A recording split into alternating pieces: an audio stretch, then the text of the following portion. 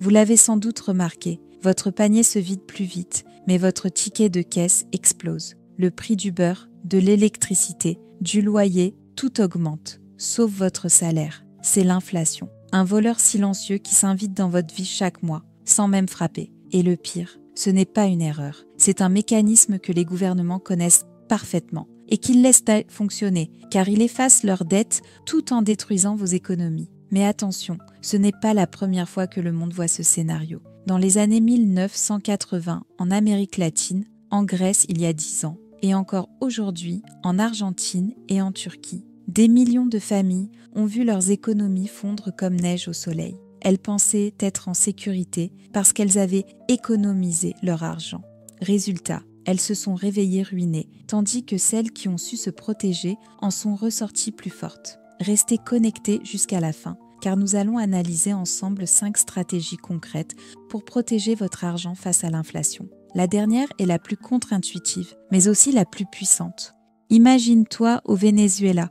Il y a à peine quelques années, les prix montaient si vite que ton salaire du matin ne valait plus rien l'après-midi. Les gens couraient au supermarché dès qu'ils recevaient leur paie, non pas pour faire des courses tranquilles, mais pour vider les rayons avant que les étiquettes ne changent. Du pain, il fallait une pile de billets pour une seule baguette. Le billet le plus élevé ne valait même pas un ticket de bus. Les familles traînaient des sacs remplis d'argent pour acheter 1 kilo de riz. Et ce n'était pas seulement une question d'alimentation. Les économies d'une vie entière s'évaporaient. Un compte en banque qui semblait solide devenait soudain ridicule. Les retraités, après 40 ans de travail, se retrouvaient incapables d'acheter leurs médicaments. Les classes moyennes, autrefois confortables, glissaient du jour au lendemain dans la pauvreté. Tout cela parce qu'une seule chose échappait à leur contrôle, l'inflation massive. Ce n'est pas une histoire lointaine, ni un mythe. C'est arrivé hier à des familles comme la tienne qui pensaient vivre dans un pays stable. Et c'est pour ça qu'on doit en parler aujourd'hui. Parce que les signaux qui ont conduit le Venezuela à cette catastrophe, déficit, création monétaire sans limite, perte de confiance dans la monnaie, ne sont pas réservés à l'Amérique du Sud. On les retrouve en partie dans nos économies modernes. Alors, la vraie question c'est comment éviter de se retrouver piégé comme eux ? Et surtout, comment protéger ton argent si l'inflation continue de dévorer tout ce que tu possèdes ? Pourquoi l'inflation est-elle si dangereuse ? Parce qu'elle agit comme un voleur invisible. Tu ne vois pas ton argent disparaître, mais chaque billet que tu gardes perd un peu de sa valeur chaque jour. Avec 100 € aujourd'hui, tu peux remplir ton panier. Dans 1 an, avec la même somme, ton panier sera plus petit.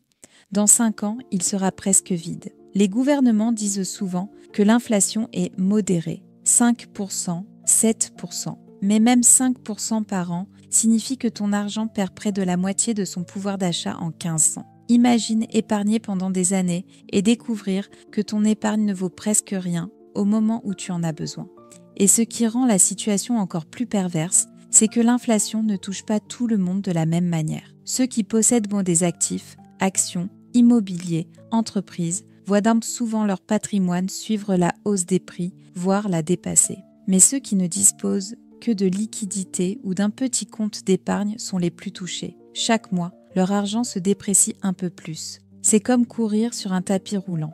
Tu avances, mais le sol va plus vite que tes pas. Et souvent, l'inflation ne vient pas seule. Elle s'accompagne de hausses de taux d'intérêt, d'impôts déguisés et de la tentation pour les gouvernements d'imprimer encore plus de monnaie. Et plus on imprime, plus la monnaie perd sa crédibilité. C'est ce qui a détruit des économies entières, de l'Argentine au Zimbabwe. La conclusion est claire. Si tu gardes ton argent tranquillement sur un compte courant, tu n'es pas en sécurité. Au contraire, tu es lentement érodé sans même t'en rendre compte. Avant tout, soyons clairs. Ce que je vais partager ici n'est pas une recommandation d'achat. Ce sont des pistes, des stratégies que beaucoup de familles et d'investisseurs utilisent pour protéger leur argent contre l'inflation et diversifier leurs actifs. À toi ensuite de voir ce qui peut avoir du sens dans ta vie. Et comme je te l'ai promis au début, il y a 5 grandes manières de se protéger de l'inflation. Alors reste bien attentif, parce que la dernière est la plus sous-estimée, mais aussi la plus puissante. Premier, les actifs réels. On commence par quelque chose de simple, la pierre. L'immobilier reste depuis toujours un refuge contre l'inflation. Quand tout flambe, les loyers suivent. et une maison ou un appartement garde de la valeur alors qu'un billet perd la sienne. Et non, tu n'as pas besoin d'acheter un immeuble entier pour en profiter. Ici en France, et plus largement en Europe, tu as les SCPI, Sociétés civiles de placement immobilier, qui permettent d'investir dans des biens locatifs avec seulement quelques centaines d'euros. Il y a aussi des fonds immobiliers cotés en bourse, comme les ETF immobiliers Amundi ou iShare sur Euronext. Bref, des portes d'entrée accessibles, même pour les petits portefeuilles. 2. Les actions et ETF. Quand les prix montent, les entreprises augmentent leurs tarifs. Résultat, leur chiffre d'affaires monte aussi et leurs actions peuvent suivre cette tendance. Un moyen simple de profiter de cette mécanique sans devenir expert de la bourse, c'est via les ETF, ces paniers d'actions diversifiés. Tu en as plein d'accessibles ici en Europe avec des frais bas et certains peuvent même être logés dans un PEA, plan d'épargne en actions, qui en plus te donne des avantages fiscaux si tu gardes ton investissement plusieurs années. Pense-y comme à un morceau de centaines d'entreprises solides. C'est bien plus résistant qu'un livret A rongé par l'inflation. 3. Les matières premières. Et là, on parle d'or, d'argent, parfois même de pétrole. Ce sont des valeurs refuges depuis des siècles. En France, beaucoup connaissent le Napoléon d'or, une pièce qui a traversé les guerres, les crises et garde toujours un pouvoir d'achat. Aujourd'hui, tu peux aussi acheter de l'or sous forme de lingotin, de certificats ou même via des ETF or. L'idée, ce n'est pas de spéculer pour s'enrichir vite, mais d'avoir une assurance en cas de tempête monétaire. 4. Les devises étrangères et les actifs digitaux. On l'a vu au Venezuela, ceux qui avaient changé leur bolivar en dollars ont pu sauver une partie de leur richesse. En Europe, ça peut vouloir dire diversifier une petite partie en dollars américains ou même en francs suisses, deux monnaies perçues comme stables. Et puis il y a les cryptos, comme le Bitcoin. C'est risqué, instable, ça peut chuter du jour au lendemain, mais certaines familles choisissent d'y mettre une fraction de leur argent comme une sorte de plan B déconnecté des banques et des gouvernements. À toi de mesurer ton appétit pour ce genre de pari. 5. Et enfin, la protection la plus sous-estimée, investir en toi. Parce qu'aucune crise, aucune inflation, aucun gouvernement ne peut t'enlever ce que tu sais faire. C'est invisible, mais c'est un actif qui prend de la valeur à chaque fois que l'économie chancelle.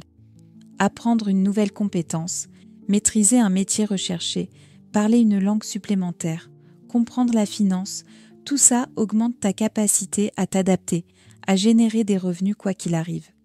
Les familles qui s'en sortent le mieux ne sont pas celles qui avaient les plus gros comptes en banque, mais celles qui avaient les meilleures compétences pour rebondir. Alors retiens bien ça, il n'y a pas une solution miracle. L'idée n'est pas de tout miser sur l'immobilier, ni de tout mettre en action ou en or. L'idée, c'est de construire ton petit système résilient, un peu ici, un peu là. Comme ça, même si une caisse tombe, tu as encore les autres pour tenir debout. Alors, que faut-il retenir ? Que l'inflation n'est pas un accident. C'est une stratégie silencieuse qui appauvrit ceux qui restent passifs et renforce ceux qui s'organisent. Les familles qui ont survécu aux crises, en Argentine comme en Grèce ou au Venezuela, n'étaient pas forcément les plus riches. Ce sont celles qui ont agi avant qu'il ne soit trop tard. Et toi, que vas-tu faire ? Continuer à regarder ton argent perdre sa valeur mois après mois ? Ou poser aujourd'hui la première pierre d'une vraie protection ? Même petit, même imparfait, un pas dans la bonne direction est toujours mieux que l'inaction. Si cette vidéo t'a apporté de la valeur, laisse un like maintenant et abonne-toi pour ne pas manquer les prochaines stratégies. Parce qu'au final, protéger ton argent, ce n'est pas seulement une question de chiffres, c'est une question de survie, de liberté et d'avenir.